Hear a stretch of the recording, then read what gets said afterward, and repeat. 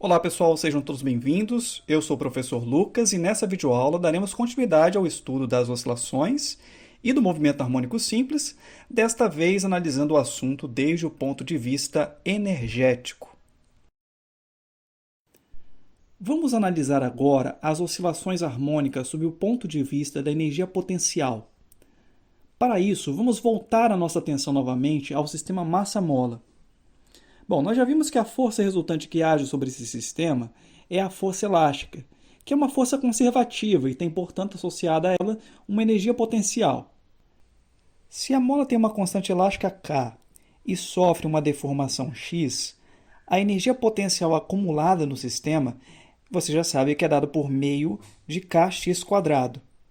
Portanto, quando traçamos o gráfico da energia potencial U em função da deformação x, encontramos uma parábola devido à dependência quadrática da coordenada x.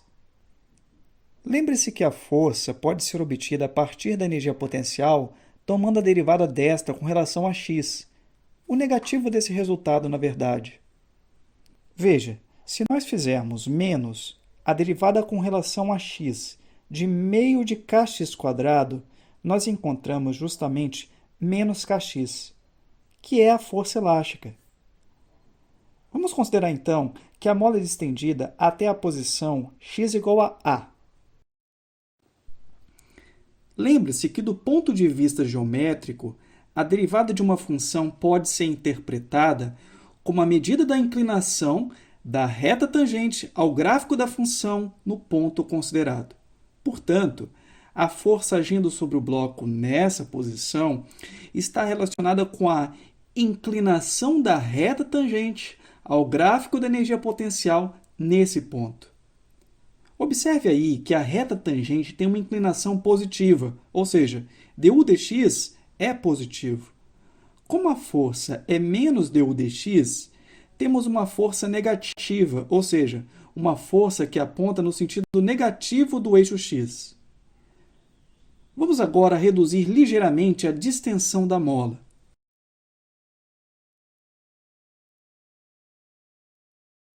Note que agora a inclinação da reta tangente diminui e, portanto, também temos diminuído a intensidade da força, embora seja mantida a sua orientação. Na posição de equilíbrio, a reta tangente é horizontal, ou seja, tem inclinação nula, indicando uma força nula nesse ponto. Se, por outro lado, comprimirmos a mola, por exemplo, se levarmos o bloco até a posição x igual a menos A,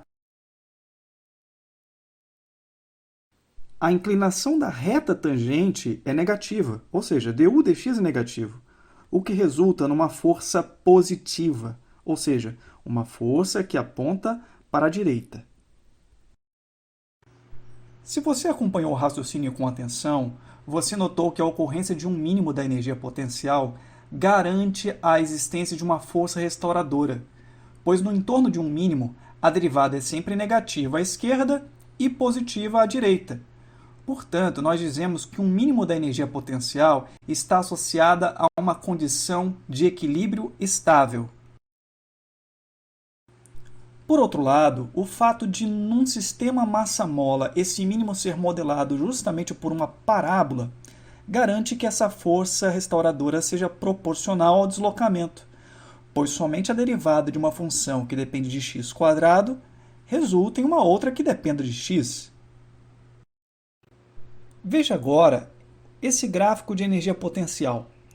Ele não representa um sistema massa-mola convencional.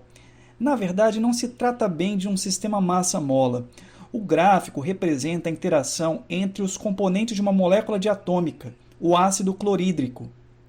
Essa ligação de natureza eletrostática entre o hidrogênio e o cloro tem um comportamento similar àquele que seria provocado se os dois espécimes estivessem ligados por meio de uma mola. Portanto, se o sistema tem uma energia, digamos, E3, ele estará oscilando dessa maneira aqui. Agora vamos parar por um instante a oscilação e vamos dar um zoom neste gráfico para ver melhor os seus detalhes.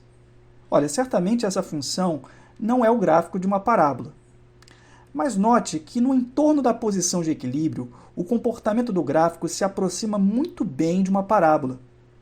Bom, isso significa que em torno da posição de equilíbrio, a força é aproximadamente linear e o sistema se comporta exatamente como um sistema massa-mola. Portanto, estamos novamente diante de um movimento harmônico simples. Na verdade, é possível mostrar que se um sistema está sujeito a uma força resultante do tipo restauradora, qualquer pequena perturbação que tenda a tirar o sistema da posição de equilíbrio resultará em um movimento do tipo harmônico simples. É por isso que oscilações harmônicas estão tão presentes no nosso cotidiano. Para finalizar, vamos falar sobre conservação de energia.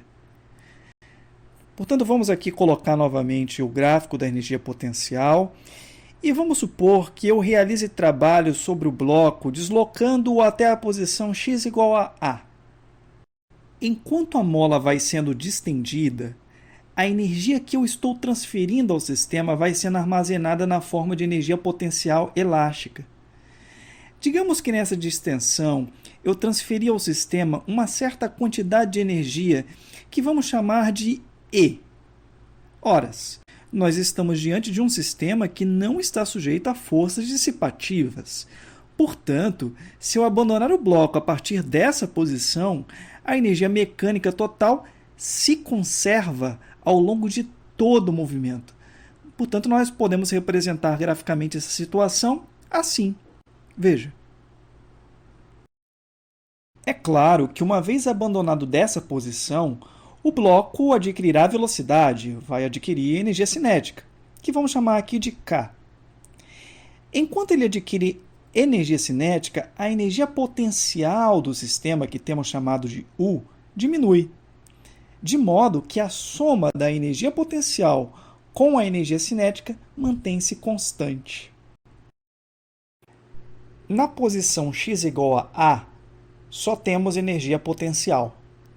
Portanto, a energia potencial vale E e a energia cinética é nula. Desse modo, U mais K é igual a E. Numa posição intermediária, a energia potencial corresponde a essa fração aí, que vai até a curva da energia potencial em azul. Portanto, a energia cinética corresponde à parcela restante, necessária para atingir o nível da energia total E, de modo que, novamente, U mais K é igual a E. A energia total se conserva. Já na posição de equilíbrio, a energia potencial é nula. Não há deformação na mola. Portanto, a energia cinética corresponde a toda essa parcela que vai até o nível da energia total E. Ou seja, nesse ponto, toda a energia mecânica foi convertida em energia cinética. Logo, durante o MHS, esse é o ponto onde o bloco passa com a maior velocidade, a posição de equilíbrio. E nos extremos, a velocidade é nula, como já vimos. Toda a energia é convertida em energia potencial.